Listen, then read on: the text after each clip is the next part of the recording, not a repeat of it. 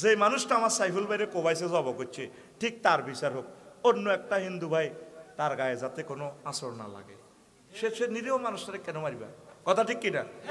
তোরা যদি ব্যাকে মিলি হ্যাঁ ধর রে এ হ্যাঁ তারা দিল্লি কইব হ্যাঁ দেখছেন নি এনসে কিতা করছে ঘটনা, তোরা মাতিচ্ছে কুতকুতি যেন হোলানে বেশি কুতকুতায় হারামও মাতবি না।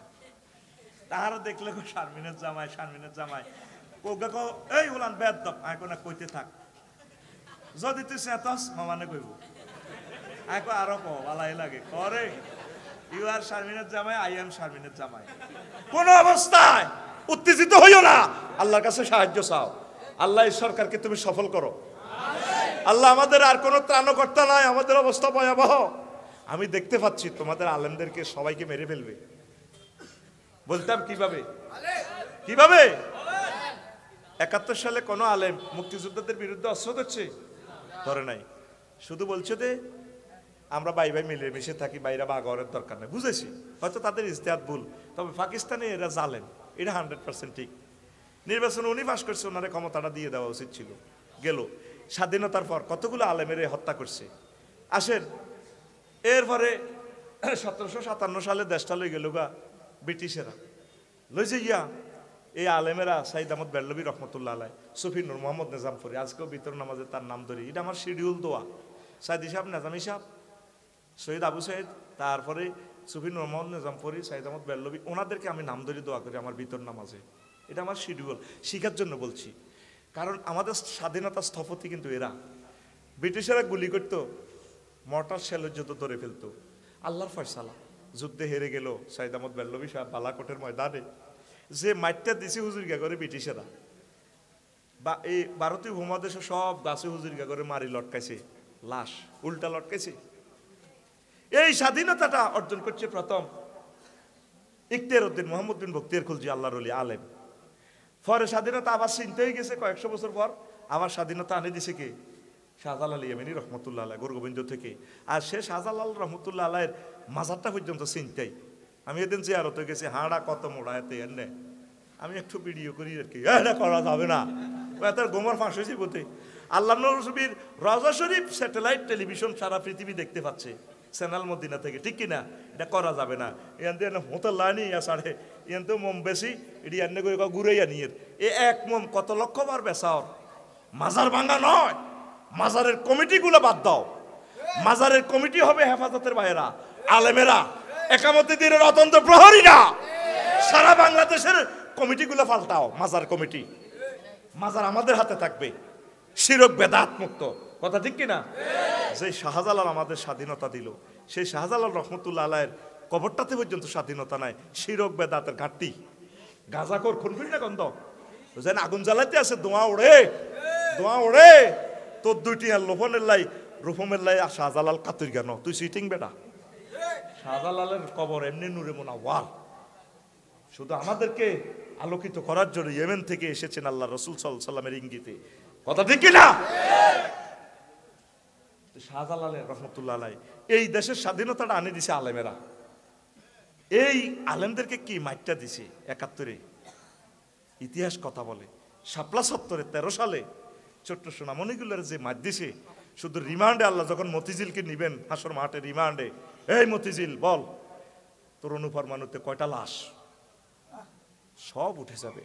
আলেমেরা আমাদের প্রাণ নিয়ে ফেলবে, বলে যাচ্ছি।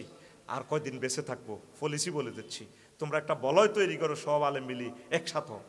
50টা সিট যদি তোমরা পাও, তাহলে 50টা আসনে তোমরা সংসদে নামাজ পড়তে পারবা। তোমাদের দেখা দেখি আওয়ামী লীগ বিএনপির আরো 10টা এমপি নামাজ পড়বে, তাহলে আয়নাগর তৈরি হবে না, ঠিক কিনা? এককভাবে ক্ষমতা দিলে আবার আয়নাগর তৈরি আঙ্গর চাঁদাবাজির তলে হালাইব। জেগে ওঠো, কি তাবলিগ, কি হেফাজত, কি জামাতে ইসলাম, কি সরমনাই, সব আমরা এক দল, সব এক দল। এই আলেম আল্লাহর কাছে তোমাকে জবাবদিহি করতে হবে। তোমার কারণে যদি উম্মতকে কেটে টুকরো টুকরো করে দেয়, কোয়ালিশনের বিকল্প নাই। আমরা দেখিয়ে এলেছি এত বছরে, ঠিক কিনা? যেটা ক্ষমতা পায় ফাঁসা মোড়া হয়ে যায়, সব নিয়ে কোবায়। অনুমতি লাগে হাতের কাছে মাহফিলের লাই। আল্লাহ ডাইরেক্ট অনুমতি দিয়েছে, আল্লাহর লগে আমরা চুক্তিপত্র করছি লিতু বাইয়িনা লিন্নাস, ঠিক কিনা? আল্লাহ নিজে কই দিছে, এই সিল আই দিছি আফসারি, এই বেটা ওইটা তুই অবশ্য বয়ান করবি, অবশ্য বয়ান কে কয়? হেতের কাছে আর কি এর অনুমতি? জবাই করে দিছে আমাদেরকে, কথা ঠিক কিনা? এক একটা মাহফিলে পারমিশনের জন্য 2 মাস 3 মাস গরম লাগতো, যার দাম না সাইরানার হেতের ফাও তরণ লাগতো, হেতে পর্যন্ত চাঁদা নিত। আলেমেরা এক হয়ে যাও, উম্মত গুলা নিরীহ মানুষটি মারি তুজ্জা করিয়ে লেব, সবার আগে তোমাদেরকে আল্লাহু আকবার কইব, কথা ঠিক কিনা? এই যে চাঁদাবাজারা জিনা করে ইউনিভার্সিটিতে স্মাগলিং করতে পারতেছে না, তারা পলিসি করতেছে, কারণ ছাত্র শিবিরের বাইরে এখানে তাহাজ্জুদ পড়বে, সভ্যদারি করবে, মসজিদে নামাজ পড়বে, তাবলীগের বাইরে আল্লাহ বিল্লে করবে, এরা তো জেনাবা বিচার এগুলা পছন্দ করে না, তোমাদেরকে মেরে ফেলবে। একামতে দিনের এই লোকগুলো যদি ছাত্ররা যদি মারা যায়, আবু সাঈদের ভাইরা, তোমরা আলেমেরা আল্লাহটাই গুনারে দাঁড়াইবা, এক হয়ে যাও, এক হয়ে যাও, এক হয়ে যাও, একটা বলয় তৈরি করো, সুযোগ এসেছে, কথা ঠিক কিনা? এটা একটা গোপন কথা বলে দিয়েছি, আমার হায়াত নাও থাকতে পারে, আজকেও আমি রোড অ্যাক্সিডেন্টে মারা যেতে পারি।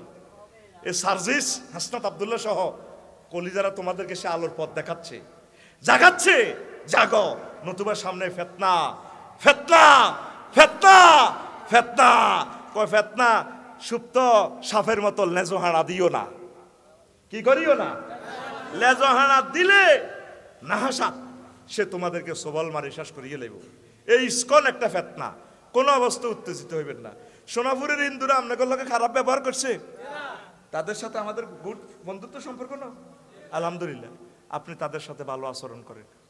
কালকে আমি আমার অনুষ্ঠান করছি আমার জায়গাতে, হিন্দু ভাইরা যে খানাটা পছন্দ করে সেই খানাটাই আমি অনুষ্ঠানে বিতরণ ওইভাবে করছি, গরুর গোস্ত রাখি নাই, মুরগা রাখছি, কারণ আমার প্রতিবেশী হিন্দুরাও আছে, গলাগলি করি, কত আনন্দ, সে তো কোনোদিন আমার ক্ষতি করে নাই। আমার ভাই, আমার প্রতিবেশী আদম শফিউল্লাহর ফলা, ধর্ম না সে মানছে না, সেটা বিচার আল্লাহ আজাল্লাহ শাহ।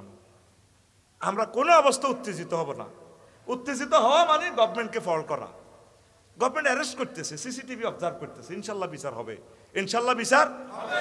শাহজালাল ইয়ামানি রহমতুল্লাহ আলাইহির দেশে, বখতিয়ারের দেশে সাজ্জাদ, ইয়ামিন, শাকিল, আবু সাঈদ, সাইদি সাহেব, নেজামি সাহেবের এই দেশে রক্তের বিন্দু আছে, এই দেশ নষ্ট হবে না, সবরিনটি আল্লাহ হেফাজত করবে।